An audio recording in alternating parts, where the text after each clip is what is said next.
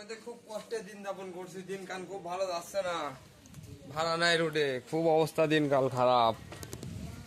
সকাল থেকে 40 টাকা ভাড়া হয়েছে, 60 টাকা চা খরচ, 20 টাকা পকেট থেকে ঘাটতি। কি করবো, বসে আছি, ব্যবসা বাণিজ্য নাই, চারদিক পানি, শুধু পানি আর পানি। কিস্তি আনা নাকি বলেছে? কিস্তি কত সপ্তাহে শনিবারে দি নাই। আজ আবার শনিবার আসছে, বাসার কিস্তি ছাড়েরা বসে আছে। আমি এই সাইডটা পলাই চলে আসলাম, ভাড়া হুটি নাই, খুব কষ্টে জীবনযাপন করছি।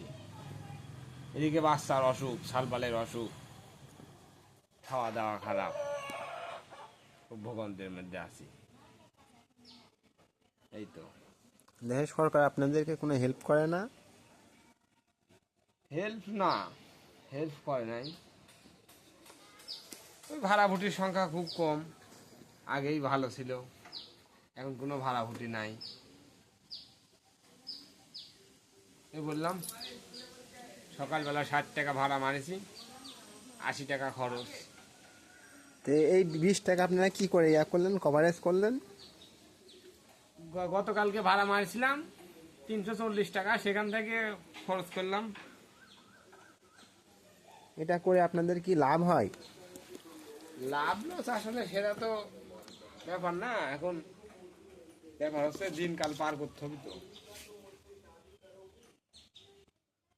সকালবেলা আবার সাপে কামড় মারিছে, সাপে কামড় মারিছে, বাজারে গেছি, দেখেন পায়ের অবস্থা কি, দেখেন দেখেন পায়ের অবস্থা কি, পায়ে সাপে কামড় মারিছে। এখন এই পাউলিয়া কি করবো, এখন কিস্তি ছাড়ও বাসাত বসে আছে। বলেন, আসলে সাপে কামড় মারিছে, দেখেন পায়ে পানা ভরি আছে, সাপে কামড় মারিছে। এখন এই পায়ের চিকিৎসা ট্রিটমেন্ট দিব না কিস্তি দিব?